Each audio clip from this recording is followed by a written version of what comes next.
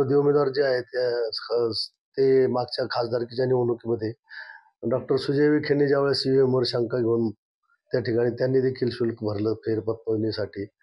त्यावेळेस हे त्यांची खिल्ली उडवत होते, त्यांना पराभव मान्य नाही आणि म्हणून त्यांनी हे सगळं केले. आणि मग आता हे सुद्धा तेच करतायत, कारण यांचं दुसरी वेळ ही त्यांच्यावर घराणेशाहीचा आरोप केला होता. शेवटी यांनीच घराणेशाही अवलंबिली. आता ईव्हीएमवर शंका घेण्याचं काम ज्यावेळेस विखे पाटलांनी केलं त्यावेळेस त्यांना ते नाव ठेवत होते. आता यांनी स्वतःच पुन्हा ईव्हीएमवर शंका घेतलेली आणि मग यांना सुद्धा आपला पराभव पचलेला नाही आणि म्हणून ते अशा पद्धतीने काहीतरी आरोप करतायत.